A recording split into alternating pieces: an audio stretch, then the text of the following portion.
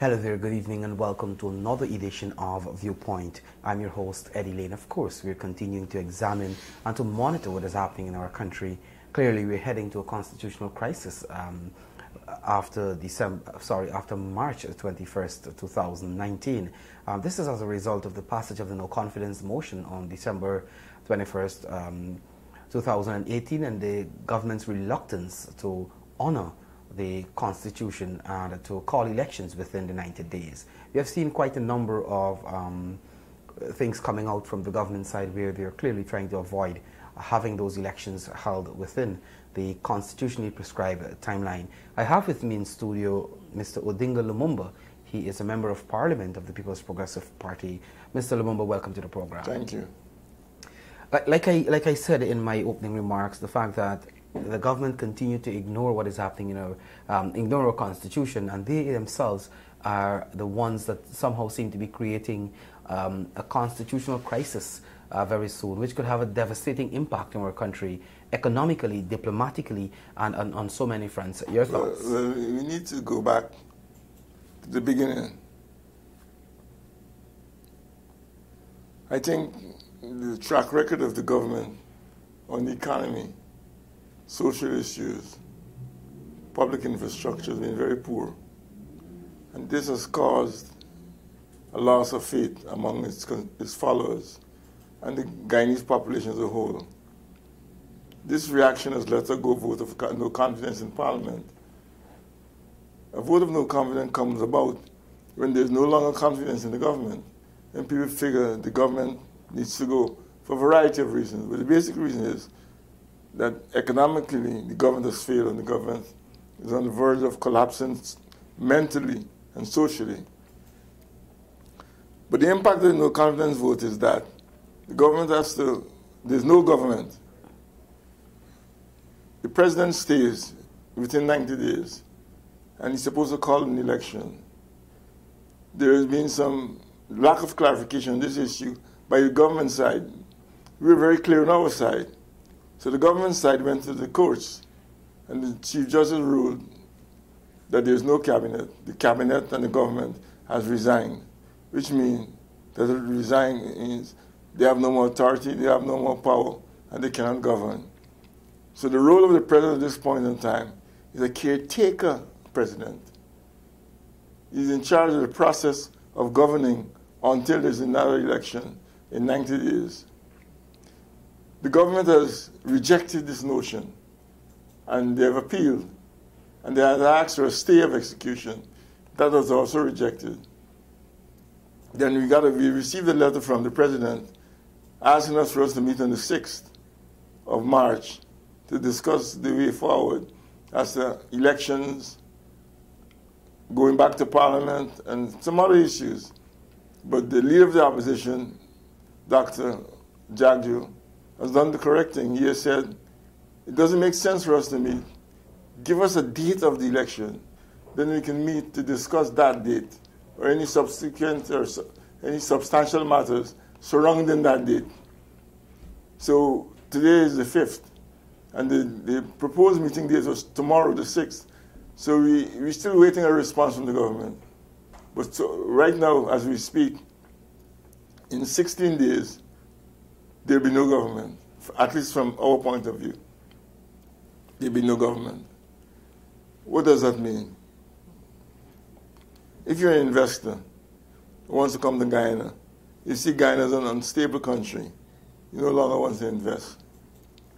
If you're an investor who lives in Guyana, who's investing in Guyana, you will not want to invest any more funds because the prevailing conditions is unstable.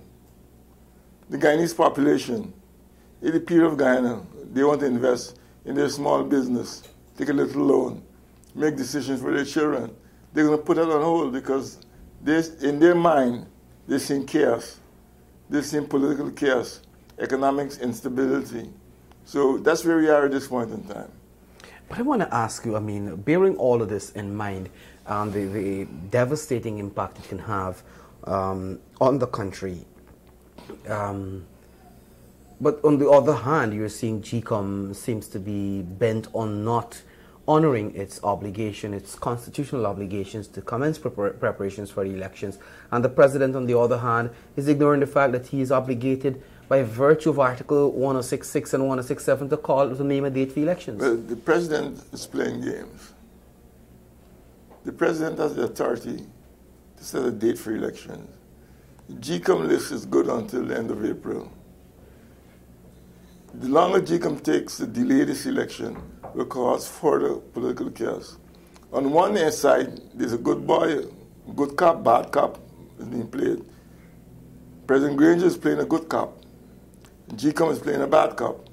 President Granger is saying, I'm telling GCOM, prepare for election, but he has not given a date. GCOM's response is, I am going to prepare, but I cannot prepare unless with the date that is prescribed under the Constitution based on the no confidence vote. Many voices in GCOM on the side that's aligned to the People's National Congress are up now saying they need to do house-to-house registration. House-to-house registration will take us 9 months, 6 to 9 months. Then claims and objections another 3 months. So we're talking about 1 year from now, at least a year. Because once you go past the 31st of April, the end of April, the list becomes obsolete. It has to be reworked. That's the law. So they're trying to delay the elections so it can go past the end of April, and put us in another constitutional crisis. But we knew this. The leader of the opposition and the PPP knew this. That's why we were opposed to the selection of Patterson as the chairman. Because we never trusted him. We never trusted his professionalism. And it's all playing out right now. So GCOM is not going to call any elections. GCOM has no will to call any election. It's the president that must say, I need an election now. The list is good until the end of April. This is the same list that we use for local government elections. Nothing is wrong with the list. But the problem we have also, or the argument that the government is trying to use, and I think is as a result of this argument, there was this application for a stay, that they would want the courts to dispose of these matters and to definitively rule before moving forward with any elections. What would you say to the judiciary, which has an obligation to interpret the Constitution? First of all, the Constitution is more powerful than the court. The court interprets. The Parliament has spoken. Parliament said elections in 90 days. So the request for a stay is an abnormal request. As a matter of fact, they went back to Parliament to try to get a speaker to change his ruling. The speaker refused. That should be enough signal to the court. The court has an obligation to allow this process to go through and to be completed. The court has an obligation for a speedy response to this matter. So the court should have already ruled on this matter, showing support of the Parliament and the will of the people that has been spoken for by the Parliament. So we have to be careful here. I don't want to interfere with the judiciary. I don't want to tell the judiciary how to rule and when to rule.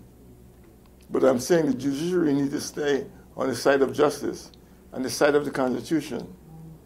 We have the judiciary, we have the National Assembly, we have the government. The National Assembly is part of the government. The National Assembly has ruled that there is no confidence motion has been approved. The court has an obligation to follow the ruling of the Chief Justice, a brilliant jurist. She has pronounced on this matter. So the court system should take the lead from the Chief Justice and follow the path. I want to ask you, though, because a lot of people are of the view that the government is trying all these different tactics to delay the holding of these elections as a result of trying to somehow correct their mistakes over the past 3.5 years. You've seen, following the no confidence motion, ministers are holding public days, applications are being accepted for house lots, that non-existent house lots, and we are seeing ministers fanning out across the country. Your views with regards to all that has been happening from the side of the government going out, meeting people and so forth? First thing, from the day of the no confidence and the day of the court ruling, ministers no longer can spend government funds. Their activities should have come to an halt. The permanent secretaries have work to do to ensure the country runs smoothly. But new funds cannot be spent and should not be spent by government ministers or government functionaries. That's one. Any government has an obligation to service the people. Any government. We don't have any objection. But you had 3 years to do that. You had 3 years to fix the roads. You had 3 years to create employment. You had 3 years to bring investors. Every major project in this country as we speak, whether it be Mandela Avenue, East Coast Highway, West Bank, every major project in this country was started on the PPPC, including the airport. The government cannot point its finger to any new dynamic project other than fixing a $2 million bridge, or $8 million bridge. Nothing. They can't even get the Gamara Bridge consultant program properly done. So these fanning out exercises cannot fool anybody. The people are going to ask them, where were you before? Why didn't you come before? How come suddenly, when there's elections in the air, you suddenly want to show up at my doorstep? It cannot work. What have you done in South Georgetown and North Georgetown? When it drizzles, the place floods. What have you done to correct that situation? What have you done in Buxton and Enmore and Golden Grove? Where is the farm-to-market roads that you promised? What have you done in Linden? 50% unemployment. People are almost begging in those areas. No jobs, no employment. They used to harass the PPP, threaten us about the television station in Linden. No TV station in Linden. Suddenly, with no confidence vote, suddenly they found a way to deliver the TV station in 2 weeks. These are major contradictions. So it's either that they are capable of carrying out their work or they don't know how to carry out their work. Thank you very much. Any closing comments with regards to what is happening at the moment? I believe we have to stay vigilant. The Parliament has spoken. The courts have spoken. The President has requested a meeting on the 6th to discuss the way forward.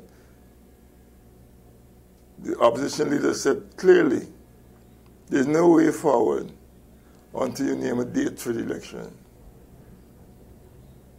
Failure of the President to name a date puts this country in economic jeopardy, political jeopardy. Come the 21st, on the day of the 29th, or midnight on the 21st, there's no government. Political, economic, business chaos in Guyana. Companies cannot do business. Any sensible company would not do business in Guyana. Any sensible government would have an obligation not to do business in Guyana. Who would CARICOM recognize? Who would the United States government recognize? Who would the European Union recognize? Who would the Indian government recognize? Who would the Chinese government recognize? There's no government. Even if you want to say that Mr. Granger stays on as caretaker president, until when? Can't be forever. Come April, the end of April, there's no election. They put us for the chaos. For the chaos. Look at Venezuela.